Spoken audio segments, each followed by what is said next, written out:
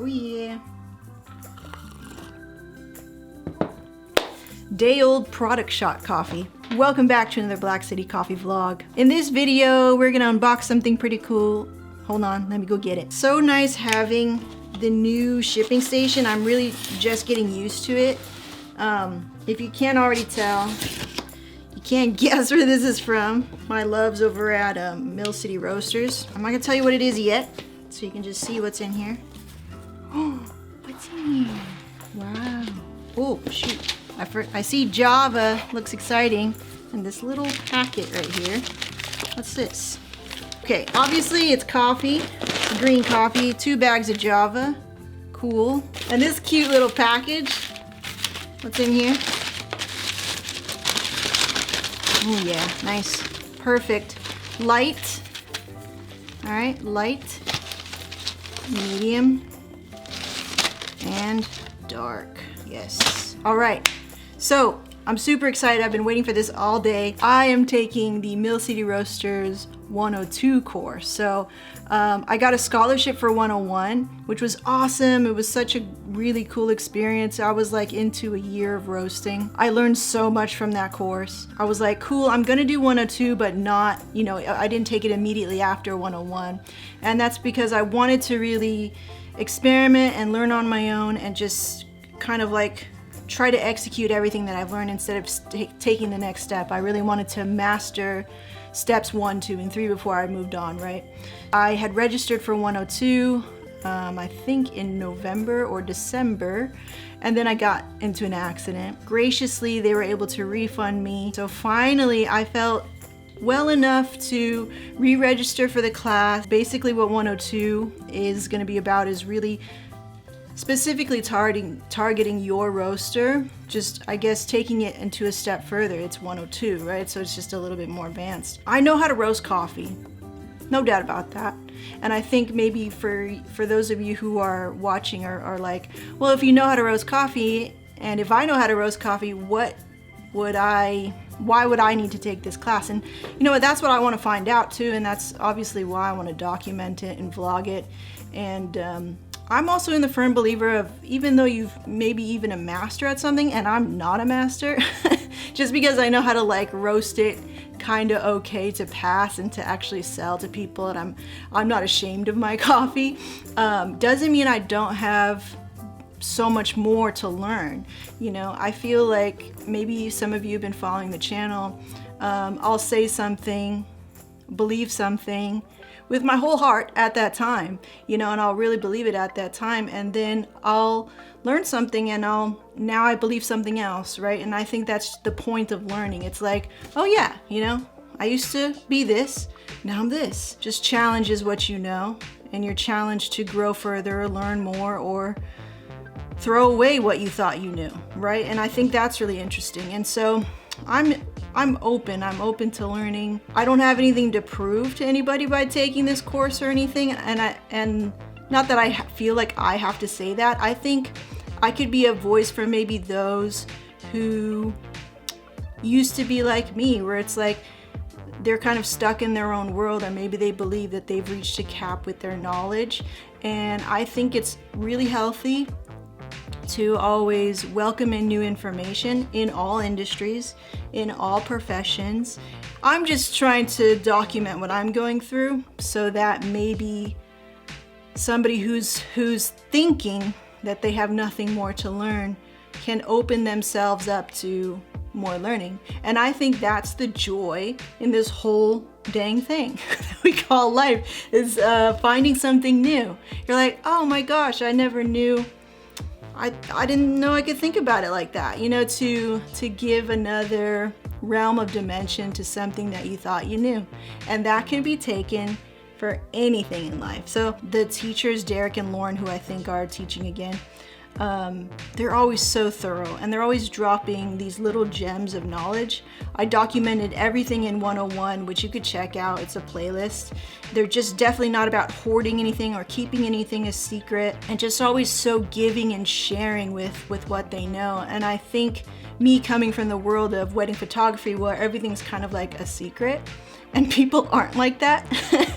Well, the people that I know in the industry are not like that. And we kind of find ourselves in that realm of like, oh, this is my secret spot, you know, and it's kind of like there's these secrets, and I don't know if that's an industry thing or whatever, but that's me looking on the outside of it. I'm like, I don't know if I vibe with that 100%. I understand why sometimes, because scarcity is more prevalent in that industry, but in the coffee industry, in the coffee world that I'm being introduced to and getting to know, is just exceedingly welcoming and gracious about sharing knowledge and going back and forth and things like that. So of course I want to pass the torch and do the same thing over here. I'm really excited to how they differentiate between their light, medium, and dark roasts.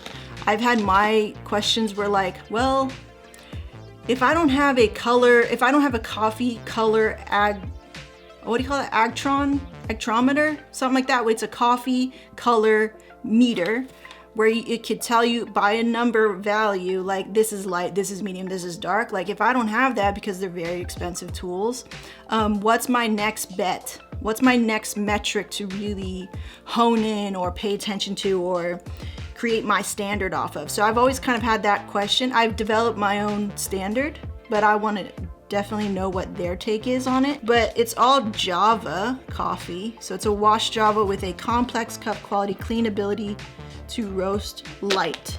And then is this the same thing? What's this bag? So I guess this is, okay, it's got a score here too, 86.25, which is a great score. I've never roasted Java before, that's for sure. A washed Java. Break out the World Atlas of Coffee. You know, I never really looked at Java because I kind of associate it with like Starbucks coffee, which is not a bad thing. I was just like, I don't think, you know, that's not really what I'm focusing on right now. It's not really about me calling out myself like I don't believe in my own coffee, because I feel like I know how to roast coffee and that I can do it well enough to sell it and everything, but I want to do more than that. I want to, for me personally, because I'm not really going anywhere with this in terms of business anytime soon or like trying to win some awards. I'm not trying to do anything like that right now. Right now, it's about, can I master this craft of coffee in my own capacity, in my own way, you know, with the resources that I have and with the time schedule that I have and with the other commitments that I have. Can I master it my own way with all that stuff, you know, in play? And I think, you know, to me, that's just more realistic for me. And even though I get a lot of questions like, can I pick your brain, which is hilarious, I'm like, no.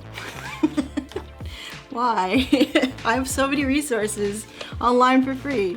All right, Java, let's look it up. Okay, so it is more common to find large coffee estates here than anywhere else in Indonesia. So it's a region in Indonesia. For a long time, the island, so it's an island, enjoyed a stellar reputation for its coffee, although I'm sure it is not long before other coffees came to substitute the real thing in the Mocha Java blend of great many roasters. Javan coffees command huge premiums for a long time, although prices fell towards the end of the 20th century. Much of the coffee is planted on the east side of Java and are producers on the west side of the island too. So the altitude here is quite low in these regions, according to this book, 900 to 18, well, not low, it starts from 900 to upwards into 1800 meters. The varieties are Tipicas, Atang, never heard of that, and USDA. So cool, look, I've never roasted anything from Indonesia before. That's Indonesia. And Indonesian coffees are, from what I hear, earthy, on the sweet end of the spectrum of the flavor spectrum. Acidic, sweet are on this side. I'm so excited. So we can roast this coffee 3 ways, it looks like. I wonder what the altitude is on it. From the Frinsa Collective. Collective meaning that's the farm. So there's a farm, there's a collection of farms. Basically, there's a bunch of probably little farms within this collective. They all contribute and they probably work together and then sell their coffee to Mill City Roasters, and then they grade it and they package it like this for us. Cool. Washed Java with a complex cup, quality, clean, ability to roast light. That's interesting that they say ability to roast light, meaning from what I gather from that is like ability to roast light. That means to me is like typically what you do see Java roasted at is medium to dark coffees. That's what you would see commercially. That's what I think was marketed to most of America. That's what most of America would kind of recognize Java as. Java, they automatically equate to coffee and that nostalgic coffee flavor. So we're gonna see what complexity they're talking about once we go to roast it. They're gonna take us through the motions, and I'm so stoked. And I needed to pick me up. It's been a hard like 2 weeks or so since I last saw you. A lot of changes in outside of coffee that have kind of like changed up my plans a little bit. Not that they were really set in stone anyway, because I'm a like what's in front of me kind of cook. So, but it was still nice, you know, just kind of like I had a lot of sort of like punches thrown my way, just, you know, in addition to the accident, but like other things outside of that and outside of coffee that were just kind of like, they were blows to maybe my ego, maybe my dreams a little bit, maybe my like fantasies a little bit. So I was kind of like brought back down to reality and getting back into the swing of things, into the reality of things.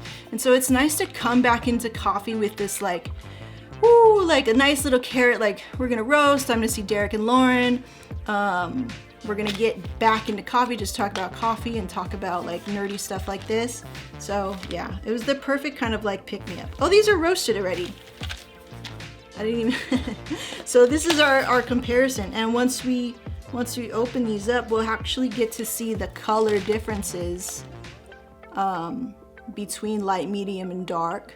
And then when you guys actually say you purchase from me or whomever, it's just good to know. Like you're like, maybe if you're not into the whole, you know, super nerdy coffee thing, it's just like, oh yeah, that looks like a light roast. You know, just being more informed about what you're buying, because more and more it's like when we go out to a cafe, I remember I was spending like 20 bucks when I went to LA for one time, because I try to avoid that place at all costs. It's like I went out there and I was like, hey, I'm out here, I'm gonna see what the coffee situation's about. And they always do have great coffee, but I spend like $25 when I get a bag, right? And some of you are like, well, duh, Meg, we spend like $25 when we spend on your coffee, but you guys gotta pay for shipping, so it's kind of like it's all the same, right? So we're paying about 20 bucks, 20 to 25 bucks a bag of coffee. And it's, you know what, I don't hate it, because like I say, you know, it's like, dude, honor the cup. It takes a lot of freaking hard work to create this type of stuff, to do this, you know, to go, okay, like this cherry's ripe now, I can pick it now by hand and then process it and go through all the things, you know what I'm saying? And like, dude, how many cherries, you know what I'm saying? How many cherries did this person have to pick and then process it and then make sure it was all graded correctly and then packaged correctly to come shipped to us here in America? Bro, 20 bucks a month? Shoot. I mean, if you want good stuff, you gotta pay for it. You gotta pay to play. And I think that's fair. You get what you pay for, right? So I'm just saying. And hopefully you guys love my coffee, because I know it's expensive for shipping. It's decaf, by the way, so I'm drinking that all day. Anyway, yeah, that's it. I'm excited. I'm super stoked. Cupping flight. Cool, we're gonna cup these. That's dope. That is dope. I'm so excited. I've been waiting all week. I've been waiting all month, honestly. Like this video if you did, subscribe for more content like this, and we will see you next time. Bye.